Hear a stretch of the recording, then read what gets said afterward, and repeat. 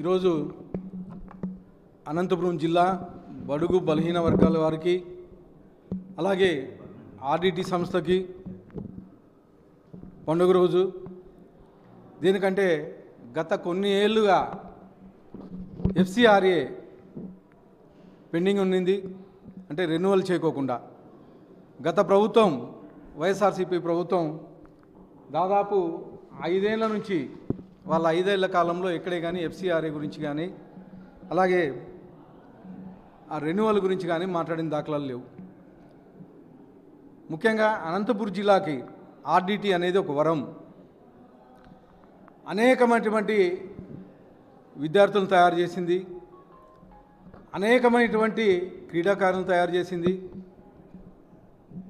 అంతర్జాతీయ ప్రమాణాలతో హాస్పిటల్స్ కట్టించింది, స్టేడియంస్ కట్టించింది, అలాగే స్కూల్స్ రన్ చేస్తూ ఉంది.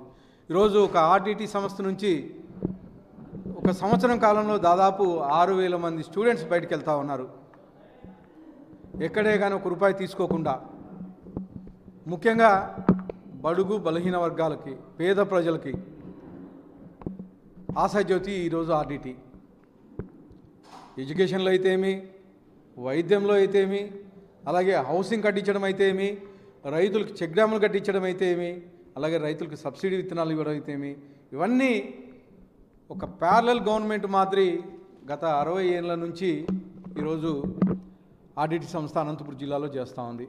అంటే కేవలం బడుగు బలహీన వర్గాలను ఎంచుకొని, వెనుకబడిన తరగతి వర్గాలను ఎంచుకొని వాళ్ళకు సాయం చేసే విధంగా గత 60 ఏళ్ళ నుంచి ఆర్డిటి సంస్థ చేస్తూ ఉంది. అలాంటి ఆర్డిటి సంస్థని ఎఫ్సిఆర్ఏ రెన్యువల్ చేయడానికి గత ప్రభుత్వం ఎక్కడే కానీ చర్యలు తీసుకోలేదు.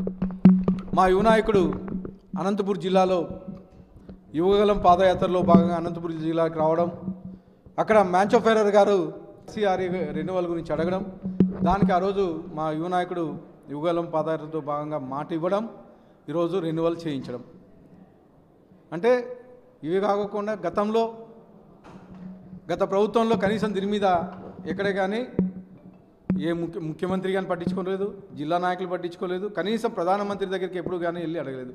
కానీ ఈరోజు మా ముఖ్యమంత్రి నారా చంద్రబాబు నాయుడు గారికి జిల్లా ఎమ్మెల్యేలు అనేక సార్లు విన్నవించడం జరిగింది.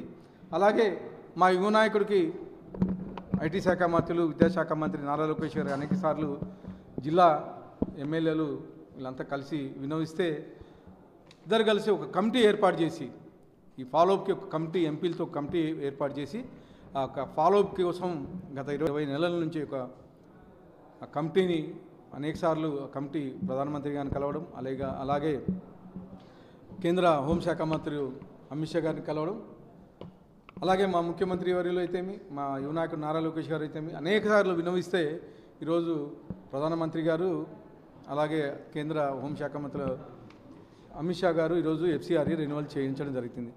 రెన్యువల్ చేయిస్తానే మేము పాదయాత్ర చేస్తే వచ్చింది, లేకపోతే మేము ప్రెస్ మీట్లు చేస్తే వచ్చింది అని మాట్లాడుతూ ఉన్నారు.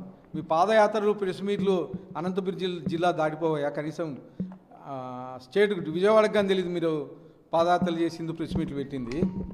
అనేక మార్లు ఢిల్లీలో మా ముఖ్యమంత్రి గారు ప్రధానమంత్రి గారిని కోరడం, అలాగే అమిత్ షా గారిని హోంశాఖ మంత్రిని కోరడం, దానిలో భాగంగా ఇది ఈరోజు మా తెలుగుదేశం ప్రభుత్వం, మా ముఖ్యమంత్రి చంద్రబాబు నాయుడు గారు కృషి అని చెప్పేసి గర్వంగా చెప్తున్నాం. నిజంగా అనంతపురం జిల్లాలకి, జిల్లా వాసులకి అందరికీ, ముఖ్యంగా బడుగు బలహీన వర్గాలకి ఇది ఈరోజు పండుగ రోజు. అంటే ఇంకొక 5 ఇయర్స్ భయం లేకోకుండా 2031 వరకు ఎఫ్సిఆర్ఏని పొడిగించడం జరిగింది. అంటే విదేశీ నిధులు హ్యాపీగా తీసుకొచ్చి ఖర్చు పెట్టచ్చు వీళ్ళు. గతంలో కానీ ఫెర్రర్ గారు 60 ఏళ్ళ కిందట ఈ ఆర్డిటి సంస్థ స్థాపిస్తే మ్యాన్చో ఫెర్రర్ గారు దాన్ని కంటిన్యూగా చేస్తూ ఉన్నారు.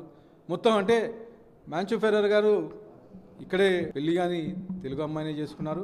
అంటే తెలుగు మనకన్నా చాలా బ్రహ్మాండంగా మాట్లాడుతుంటే ఎక్కడో స్పెయిన్ నుంచి వచ్చి బడుగు బలహీన వర్గాల కోసం ఈరోజు అనంతపురం జిల్లాలో సర్వీస్ చేస్తూ ఉన్నారు. కేవలం ఆర్డిటి అనేది సర్వీస్ చేసే సంస్థే కానీ ఇంకోటి కాదు. గత 5 ఏళ్లలో వీళ్ళు ఎక్కడే కానీ జిల్లా నాయకులు అయితేమి అప్పుడు ఉండే ముఖ్యమంత్రి కానీ ఎక్కడే కానీ ఎఫ్సిఆర్ఏ రెన్యువల్ కోసం కనీసం ట్రై కానీ చేయలేదు, ఎక్కడే కానీ ఒక లెటర్ ఇవ్వలేదు. కానీ 20 నెలల కాలంలోనే మేము మా ముఖ్యమంత్రి నారా చంద్రబాబు నాయుడు గారు, అలాగే యువ నాయకుడు నారా లోకేష్ గారు, ఉప ముఖ్యమంత్రి పవన్ కళ్యాణ్ గారు ఈ ఎఫ్సిఆర్ఏ రెన్యువల్ చేసిన దానికి ప్రత్యేకంగా అనంతపురం జిల్లా వాసుల తరపున ప్రత్యేకంగా ధన్యవాదాలు తెలుపుతాను.